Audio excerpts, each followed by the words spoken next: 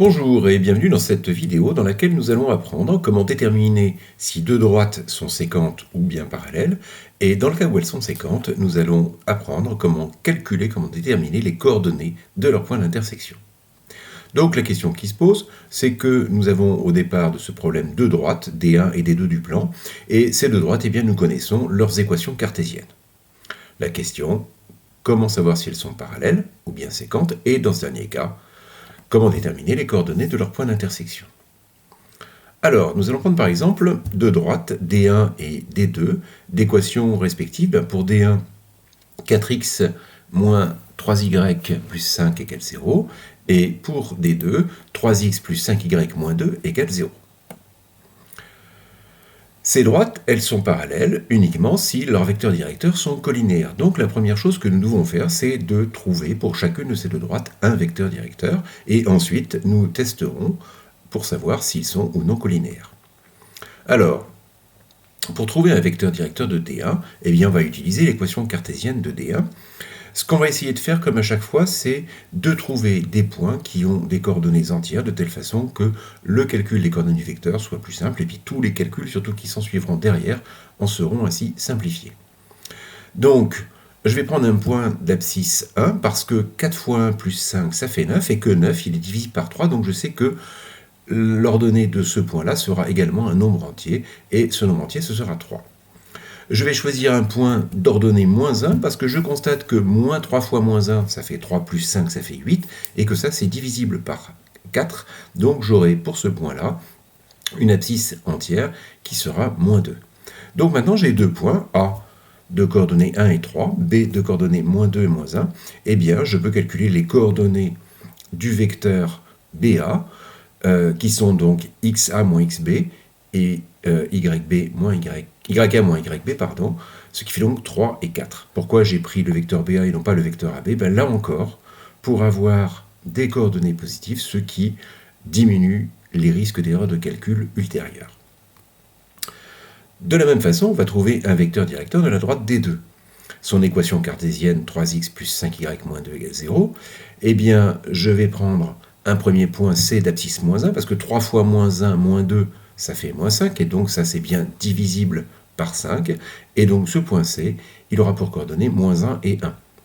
Et puis je vais aussi prendre un point d'abscisse 4, parce que 3 fois 4 moins 2, ça fait 10, et que donc 10, bien évidemment, est divisible par 5, et donc là j'ai un point D qui a pour coordonnées 4 et moins 2. J'en déduis les coordonnées du vecteur CD, qui est un vecteur directeur de cette droite D2, et bien les coordonnées du vecteur CD sont donc 5 et moins 3. Maintenant que j'ai un vecteur directeur de D1 et un vecteur directeur de D2, eh bien je vais pouvoir déterminer si ces deux droites sont parallèles ou bien si elles sont séquentes. Donc le vecteur directeur de D1 c'est BA de coordonnées 3 et 4, le vecteur directeur de D2 c'est CD de coordonnées 5 et moins 3. On va vérifier quelle est la valeur du déterminant de ces deux vecteurs. Le déterminant, je le rappelle, c'est la différence entre les produits en croix des coordonnées des vecteurs. Le déterminant de BA et CD, c'est moins 29, donc évidemment, ce déterminant, il est non nul. Ça veut dire que les deux vecteurs ne sont pas collinéaires et que donc les droites D1 et D2 sont séquentes. Puisqu'elles sont séquentes, eh bien, il va nous falloir déterminer quelles sont les coordonnées de leur point d'intersection.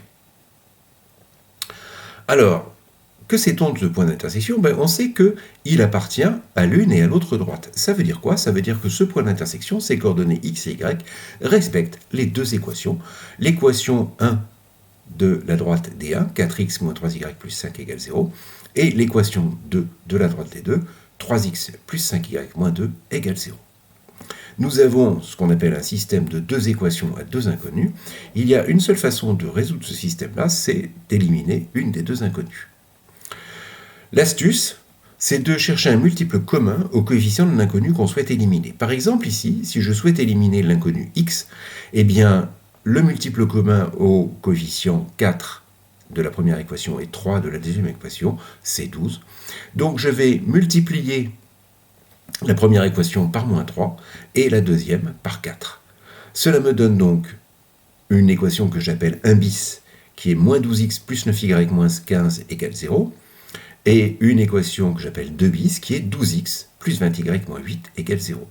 Lorsque je vais faire la somme de ces deux équations, eh bien, évidemment, l'inconnu x va s'éliminer. Il ne me restera que 29y moins 23 égale 0.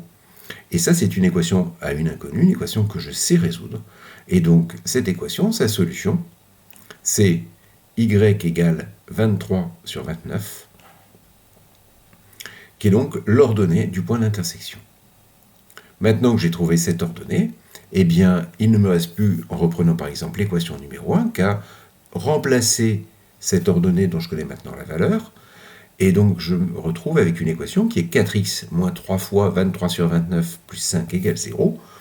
Un peu plus compliqué, puisque maintenant, évidemment, j'ai cette fraction avec des 29e, mais ça n'entame pas ma détermination.